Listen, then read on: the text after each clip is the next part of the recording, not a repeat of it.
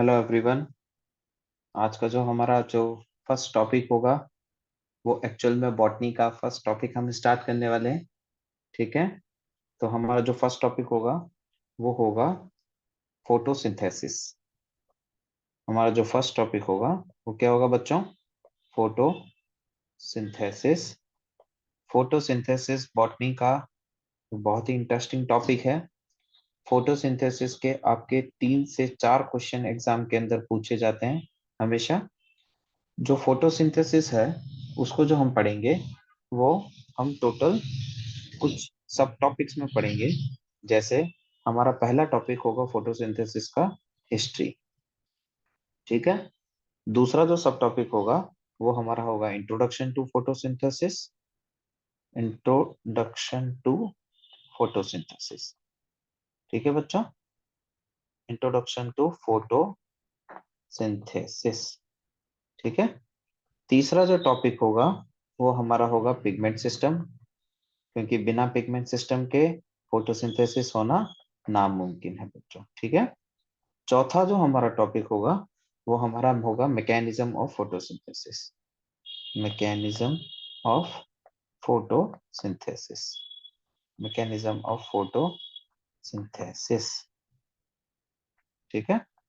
पांचवा जो हमारा टॉपिक होगा वो होगा alternate mechanism. Alternate mechanism of photosynthesis. Alternate mechanism of photosynthesis, इसमें हम दो चीजें पढ़ेंगे, one is C4 plant and second is CAM plant. ठीक है। जो हमारा सिक्स टॉपिक होगा इसके अंदर वो होगा बच्चों फैक्टर्स अफेक्टिंग फोटोसिंथेसिस।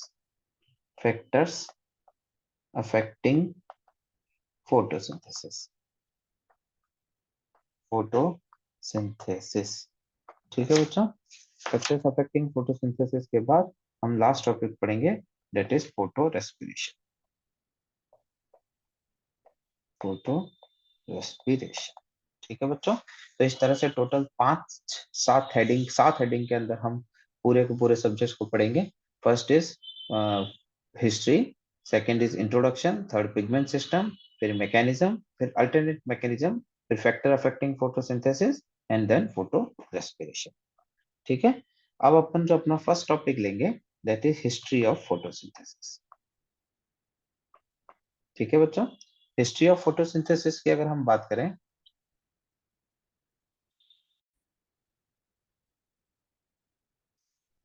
ठीक है, तो जो हम हिस्ट्री ऑफ फोटोसिंथेसिस की बात करें, ठीक है, हिस्ट्री ऑफ फोटोसिंथेसिस की अगर हम बात करें तो हिस्ट्री ऑफ फोटोसिंथेसिस के अंदर हमें कई साइंटिस्ट के कंट्रीब्यूशन जो हैं उसको स्टडी करना पड़ेगा। अब देखिए बच्चों, फोटोसिंथेसिस एक ऐसी रिएक्शन है जिसमें आप सबको अच्छे से पता है कि कोई भी जो प्लांट है वो कार्बन डाइऑक्साइड और वाटर की प्रेजेंस के अंदर और सनलाइट को यूज करके जो प्लांट अपना ग्लूकोज फॉर्म करता है और साथ में बाई प्रोडक्ट के रूप में क्या निकालता है? ऑक्सीजन निकालता है। ये रिएक्शन को जो है वो बोल देना वो बहुत आसान था हमारे लिए, और साइंटिस्ट लोगों के इसको डिस्कवरी करने में मतलब कई हंड्रेड्स ऑफ ईयर की डिस्कवरी के बाद हम इस चीज के कंक्लूजन पे उतर आए। तो इसमें कई साइंटिस्ट लोगों का जो है वो कंट्रीब्यूशन था, और उस कई साइंटिस्टों के कंट्रीब्यूशन के बाद ही हम आज इस मुकाम पर पहुंचे हैं कि हम रिएक्शन को इतना कोऑर्डिनेटेड वे में देख पाते हैं। ठीक है बच्चों। तो हमारे जो फर्स्ट साइंटिस्ट थे इस लाइन में वो साइंटिस्ट थे एरिस्टोटल। एरिस्टोटल नाम से जो साइंटिस्ट थे वो एरिस्टोटल सर जो अराउंड 320 BC हुए थे, उन्होंने सबसे पहले एक स्टेटमेंट दिया था कि plant receive their food by soil. सबसे पहला जो उन्होंने कॉन्सेप्ट दिया था कि प्लांट जो है वो अपना फूड कहाँ से रिसीव करते हैं, कहाँ से लेते हैं? सॉइल से लेते हैं। इस थ्योरी को सबसे पहले ह्यूमस थ्योरी के रूप में एक्सप्लेन किया गया था। ह्यूमस थ्योरी के रूप में एक्सप्लेन किया गया था। ठीक है। उसके बाद दूसरे नंबर पर जो साइंटिस्ट आए उनका नाम था van Helmont. Van Helmont. Van Helmont नाम से जो साइंटिस्ट आए थे, फर्स्ट एरिस्टोटल थे, सेकंड जो थे वो वॉन हेलमोंट थे। वॉन हेलमोंट नाम के जो साइंटिस्ट आए वो वॉन हेलमोंट ने क्या बोला कि जो प्लांट है वो अपना फूड सॉइल से नहीं लेते हैं। सॉइल से नहीं लेते हैं मतलब इन्होंने इस थ्योरी को क्या कर दिया, रिजेक्ट कर दिया। इन्होंने इस थ्योरी को रिजेक्ट कर दिया, ये बोले कि इससे नहीं लेते हैं। प्लांट अपना जो फूड रिसीव करते हैं वो हमेशा वाटर से रिसीव करते हैं। कहाँ से रिसीव करते हैं? प्लांट हमेशा अपना फूड जो है वो वाटर से रिसीव करते हैं। इन्होंने क्या किया, एक एक्सपेरिमेंट किया। एक एक लाइक पॉट में इन्होंने एक सीड को डाला और इन्होंने इसमें 100 kg का सॉइल लिया।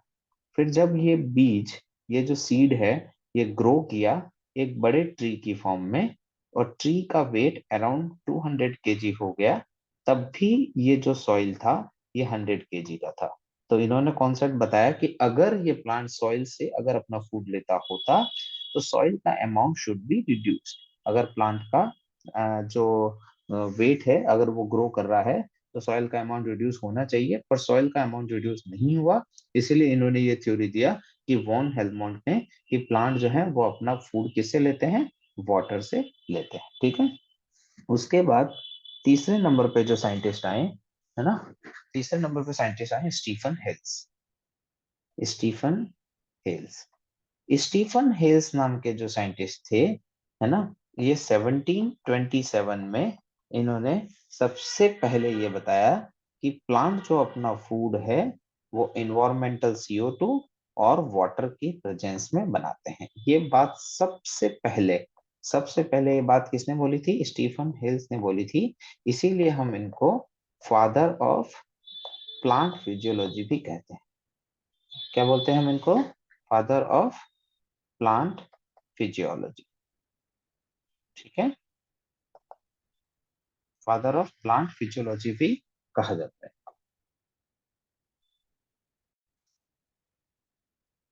ठीक है बच्चों, तो इसको सबसे पहले फादर ऑफ प्लांट फिजियोलॉजी हमने किसको बोला? सर स्टीफन हेल्स को हमने फादर ऑफ प्लांट फिजियोलॉजी कहा। ठीक है।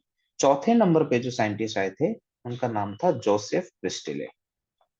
प्रिस्टिले, जोसेफ प्रिस्टिले सर जो थे, जोसेफ प्रिस्टिले ने बेलजार एक्सपेरिमेंट किया।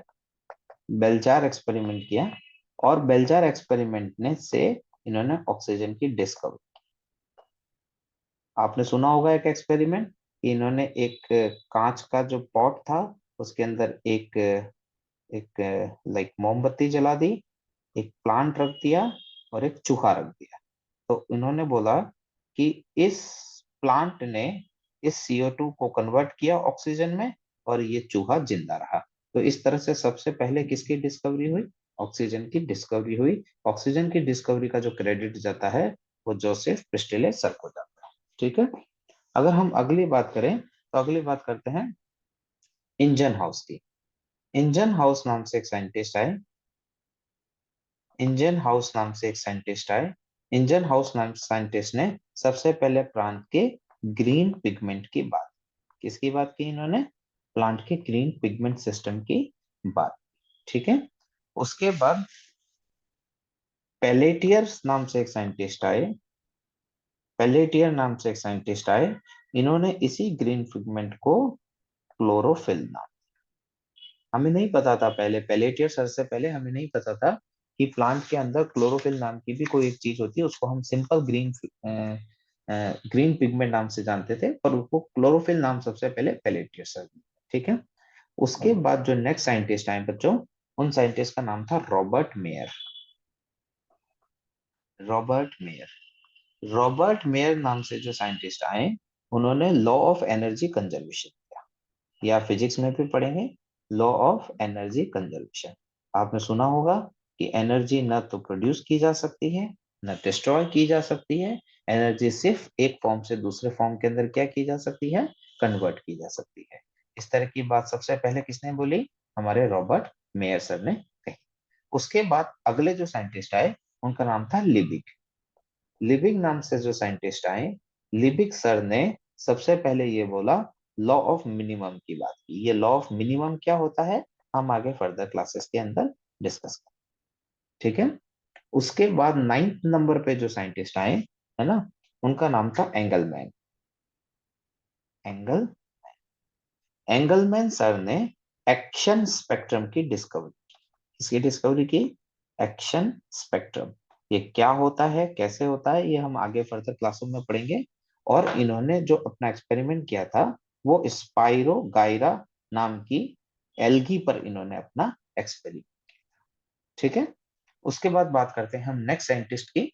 नेक्स्ट साइंटिस्ट का नाम है ब्लैकमैन। आप सब लोगों को पता होगा कि ब्लैकमैन सर के बिना फोटोसिंथेसिस को पढ़ना नामुमकिन है, क्योंकि ब्लैकमैन सर ने सबसे पहले एक इंपॉर्टेंट बात बोली कि फोटोसिंथेसिस में लाइट रिएक्शन के साथ साथ एक डार्क रिएक्शन भी होती है। क्या बोला था? लाइट रिएक्शन भी होती है और फोटोसिंथेसिस में एक डार्क रिएक्शन भी होती है। और साथ ही इन्होंने लॉ ऑफ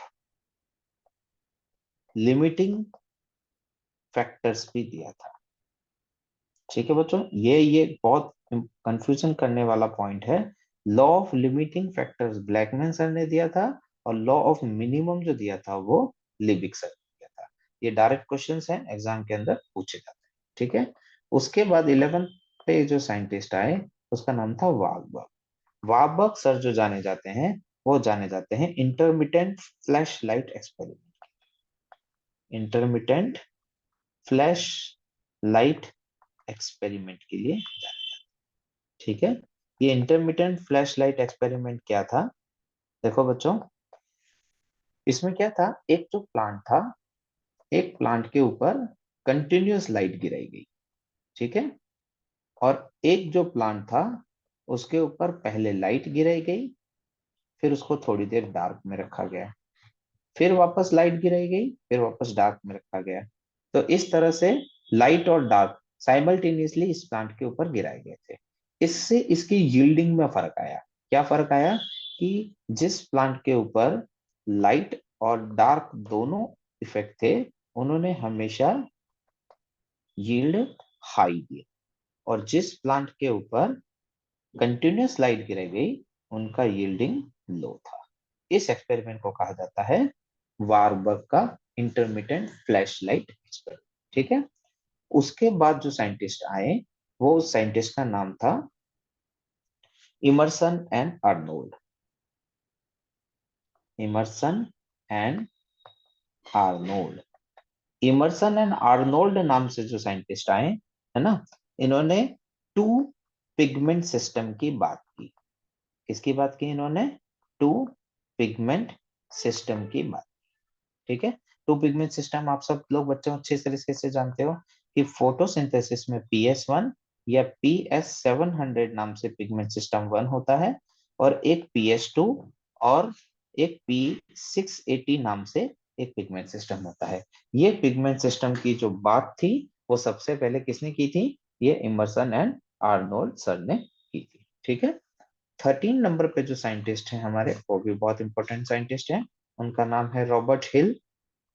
रॉबर्ट हिल नाम से जो साइंटिस्ट हैं, रॉबर्ट हिल ने सबसे पहले स्टीलेरिया प्लांट के ऊपर अपना एक्सपेरिमेंट किया था, और इन्होंने फोटोलाइसिस ऑफ वाटर की डिस्कवरी की,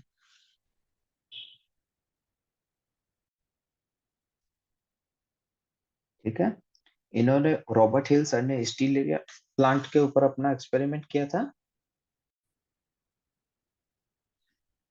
रॉबर्ट हिल सर ने स्टीलेरिया प्लांट के ऊपर अपना एक्सपेरिमेंट किया था, और इन्होंने फोटोलाइसिस ऑफ वाटर की डिस्कवरी, ठीक है। फोटोलाइसिस ऑफ वाटर की डिस्कवरी की थी इन्होंने लाइट रिएक्शन, ठीक है। ये इनका एक इंपॉर्टेंट रोल था। इसके लिए इन्होंने कुछ रिएजेंट का इस्तेमाल किया था। उन रिएजेंट को, इनको रिस्पेक्ट देने के लिए आज की तारीख में हम क्या कहते हैं? हिल रिएजेंट कहते हैं। क्या कहते हैं बच्चों? इनके इनके इस रिएजेंट्स को हम हिल रिएजेंट कहते हैं। अब ये हिल रिएजेंट क्या है? एक तो है DCPIP, DCPIP और फेरिसाइनाइड, फेरिसाइनाइड। देखिए बच्चों, एक चीज मैं आपको बता दूं बहुत इंपॉर्टेंट तरीके से, कि प्लांट को पढ़ना इज नॉट वेरी इजी, ठीक है। और दूसरी सबसे इंपॉर्टेंट बात, अगर आप चाहते हैं कि आपका जो सिलेक्शन है वो एम्स जैसे एग्जाम में हो, तो जो सब कर रहे हैं अगर आप भी वही करेंगे तो आपका सिलेक्शन कभी भी नहीं। एम्स जैसे एग्जाम के लिए जो लोग एक्स्ट्रा ऑर्डिनरी और एक्स्ट्रा मेहनत करते हैं उन उन लोगों के लिए ही एम्स बना है, ठीक है। और एम्स में एक बार आपने पैर रख दिया तो मान के चलिए आपका अगला पिछला सब सुधर गया, ठीक है। बहुत इंपॉर्टेंट होता है एम्स के अंदर, है ना, एग्जाम के अंदर सिलेक्शन होना अपनी लाइफ के अंदर। तो और एम्स का एग्जाम इतना इजी नहीं होता, एम्स का कि हर कोई उस चीज के लिए बिना एक ऑर्डिनरी मेहनत के साथ आदमी एम्स पहुंच जाए, ठीक है बच्चों। तो थोड़ी मेहनत कीजिए, और ये थोड़ा एक्स्ट्रा कंटेंट है जो मैं आप लोगों के लिए लेके आया हूँ, है ना। इस कंटेंट को अच्छे से देखिए और इसको ज्यादा से ज्यादा लोगों तक शेयर कीजिए, ठीक है। रॉबर्ट हिल सर ने जो हिल रिएजेंट यूज किए थे उनका नाम था डीसीपीआईपी और हिल रिएजेंट, ठीक है। इसीलिए इस हिल रिएक्शन को इसीलिए इस हिल रिएक्शन को हम लाइट रिएक्शन भी कहते हैं। हिल रिएक्शन को ही क्या कहा जाता है बच्चों? लाइट रिएक्शन कहा जाता है, लाइट रिएक्शन कहा, ठीक है। चलो अब अपन आगे बात करते हैं अगले साइंटिस्ट की, जिनका नाम है C B van Dill. C B van Niel. ये वॉन नील नाम से जो साइंटिस्ट आए थे उनका भी बहुत योगदान था फोटोसिंथेसिस के अंदर, ठीक है। इन्होंने सबसे पहले ये एक स्टेटमेंट दिया था, जो ऑक्सीजन है comes from water, comes from water. ये बात इन्होंने सबसे पहले बोली थी कि फोटोसिंथेसिस में जो बाई प्रोडक्ट के रूप में जो ऑक्सीजन निकल रही है वो ऑक्सीजन कहाँ से आती है? वाटर से आती है, हमेशा हमेशा हमेशा वाटर से आती है। ये बात सबसे पहले इन्होंने एक्सपेरिमेंट किया था। और ये कब एक्सपेरिमेंट किया? जब ये सल्फर बैक्टीरिया पर काम कर सल्फर बैक्टीरिया पर काम कर रहे थे, क्योंकि सल्फर बैक्टीरिया में CO2 के साथ जब ये H2S को यूज किया था तो ग्लूकोज के साथ सल्फर निकला था। तो ये सल्फर यहाँ से यहाँ शिफ्ट हुआ। तो इसी तरह से इन्होंने बोला कि CO2 के साथ अगर आप वाटर यूज करोगे तो आपका ग्लूकोज के साथ हमेशा बाई प्रोडक्ट के रूप में क्या निकलेगा बच्चों? ऑक्सीजन निकलेगा। ये बात सबसे पहले सीबी वॉन निल सर ने बोली थी, ठीक है। अगले साइंटिस्ट की बात करूं, उनका नाम था रूबेन, रूबेन एंड हसीद का, हसीद का। ये जो साइंटिस्ट थे, इन साइंटिस्ट ने इसी को प्रूव किया था। सीवी वॉन डिल के स्टूडेंट थे और इन्होंने प्रूव किया था कि ऑक्सीजन कहाँ से आती है? वाटर से हमें मिलती है। कैसे प्रूव किया था? इन्होंने एक नई टेक्निक का इस्तेमाल किया, रेडियो आइसोटॉप टेक्निक का इस्तेमाल किया, रेडियो आइसोटॉप टेक्निक का इस्तेमाल किया। रेडियो आइसोटोप टेक्निक का इन्होंने ऑक्सीजन को O18 से चेंज कर दिया। कैसे बदल दिया? इन्होंने CO2 के साथ जो ऑक्सीजन जो वाटर ऐड किया था, उस वाटर का ऑक्सीजन 18 था और इसका ऑक्सीजन 16 था। तो जब इसमें ग्लूकोज के साथ ऑक्सीजन निकली तो इसका भी 18 इसका मास था। तो इससे ये पता चला कि ये टेक्निक से पता चला कि ये ऑक्सीजन कहाँ से आती है बच्चों? ये वाटर से आती है, ठीक है। अगले जो साइंटिस्ट हैं हमारे, उनका नाम था केल्विन, ठीक है। केल्विन सर को आप अच्छी तरीके से जानते हैं। इन्होंने केल्विन साइकिल की डिस्कवरी की थी, केल्विन साइकिल की इन्होंने डिस्कवरी की थी 1954, ठीक है। और इन्होंने प्रूव किया था कि glucose always form in dark, always form in dark reaction. Dark reaction में ग्लूकोज कैसे बनेगा, ये बात सबसे पहले इन्होंने किसके थ्रू बताई थी? केल्विन साइकिल के थ्रू बताई थी। इस चीज के लिए इनको 1960 में नोबेल प्राइज मिला। 1960 में इनको क्या बोला था? नोबेल प्राइज, नोबेल प्राइज, ठीक है। चलो अब अपन बात करते हैं अगले साइंटिस्ट की, जिसका नाम है H.N. Slack, H.N. Slack. H.N. Slack नाम से जो साइंटिस्ट हुए थे, इन्होंने C4 साइकिल को डिस्कवर किया, ठीक है बच्चों। C4 साइकिल की डिस्कवरी का क्रेडिट किसको जाता है? H.N. स्लेक सर को जाता है, ठीक है। और एक साइंटिस्ट आए थे जिनका नाम था park and begins. Park and begins ने कौन सी टर्म दी थी? Term quantasome. कौन सी टर्म दी थी पार्क एंड बिगिंस ने? टर्म क्वांटासोम दी थी। क्वांटासोम टर्म जो है ये आपको इत्तेफाक से बताऊं, जब मैंने मेडिकल का एग्जाम दिया था उस समय में ये क्वेश्चन आया था कि पार्क्स एंड डिगिंस ने क्वांटासोम की डिस्कवरी। ठीक है, अब बात करते हैं हम फोटोसिंथेसिस के इंट्रोडक्शन। ठीक है, चलिए, फोटोसिंथेसिस का जो स्कीम है, स्कीम ऑफ फोटोसिंथेसिस की अगर मैं बात करूं, तो स्कीम ऑफ फोटोसिंथेसिस में टोटल दो टाइप की रिएक्शंस होती है। First is light reaction, and photosynthesis में सेकेंड रिएक्शन जो होती है वो होती है डार्क रिएक्शन। ये दो तरह की रिएक्शंस होती है, इन दोनों साइकिल से मिलके कंप्लीट फोटोसिंथेसिस कंप्लीट होता है। ठीक है, अब ये जो लाइट रिएक्शन है, इसके अंदर जो सबसे इंपॉर्टेंट काम होता है वो होता है formation of assimilatory power. Formation of assimilatory power. Formation of assimilatory power का मीन्स पावर को फॉर्म करना। ठीक है, और वो पावर किस फॉर्म में फॉर्म होगी, या तो एटीपी या NADPH2 की फॉर्म में स्टोर हो जाएगी। ठीक है, और जो सेकेंड रिएक्शन है डार्क रिएक्शन, इसका मेन टारगेट है, इसका मेन टारगेट है formation of glucose.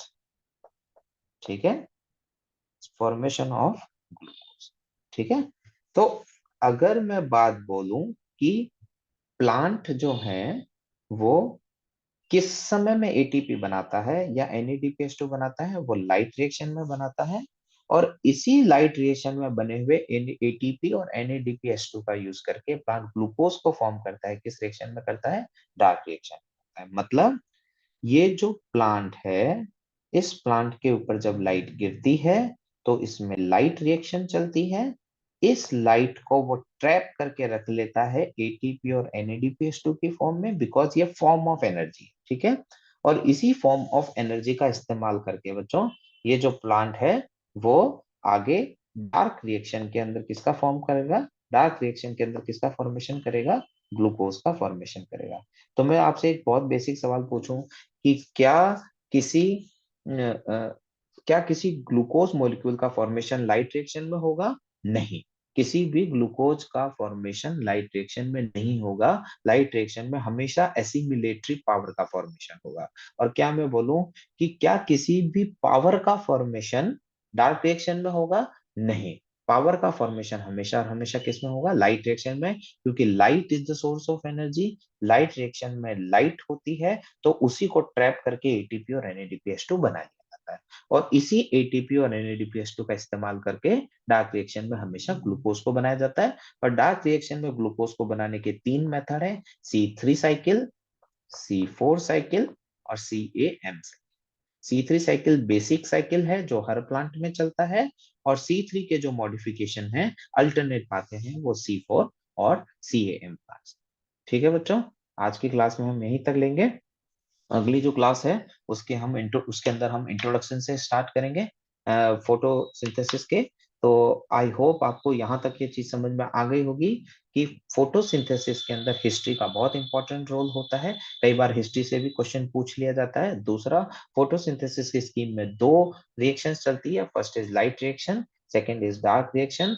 Light reaction के बिना फोटोसिंथेसिस नहीं चल सकता, और डार्क रिएक्शन के बिना ग्लूकोज फॉर्म नहीं हो सकता। लाइट रिएक्शन में एसिमिलेटरी पावर, ये हिंदी में इसको स्वांगीकारी शक्ति बोलती हैं, उसका फॉर्मेशन होता है। और लाइसी एसिमिलेटरी पावर का यूज करके डार्क रिएक्शन में जो है वो ग्लूकोज का फॉर्मेशन। ठीक है बच्चों, आज के लिए हम इतना ही करेंगे। नेक्स्ट क्लास के हम नेक्स्ट फोटोसिंथेसिस को कवर करेंगे। और बच्चों, मेरी आपसे दरख्वास्त है कि इस चैनल को ज्यादा से ज्यादा लोगों तक फैलाएं, ताकि जरूरतमंद 11th और 12th क्लास के स्टूडेंट और नीट की तैयारी करने वाले स्टूडेंट इस वीडियोस को देखकर ही अपना तैयारी कर सकें। और मैं आपसे गारंटी लेता हूं इस चीज की कि इस वीडियो से बाहर जो है, इस लेक्चर से बाहर कभी भी आपका कोई क्वेश्चन नहीं पूछा जाएगा। आप और आपसे दरख्वास्त है कि जब भी आप इस वीडियो को देखें, एक पेन और एक पेंसिल लेके बैठें, ये नोट्स बनाते चलें साथ में, क्योंकि यही नोट्स आपको लास्ट में रिवीजन करने में काम आते हैं। बच्चों, रिवीजन की स्ट्रैटेजी ऐसी होती है कि जब आप इतना सारा पढ़ते हैं, उसमें से आप सिर्फ इतना सा इस याद कर पाते हैं और एग्जाम में सिर्फ इतना सा यूज कर पाते हैं। तो लास्ट टाइम में रिवीजन करने के लिए यही हमारे हाथ से लिखे हुए नोट्स हमारा सबसे बड़ा टूल बनते हैं, और मल्टीपल रिवीजन ही हमारे सिलेक्शन का एक बहुत इंपॉर्टेंट कारण बनता है। ठीक है बच्चों, चलो all the best for the future. ठीक है, और हम नेक्स्ट क्लास के अंदर मिलेंगे।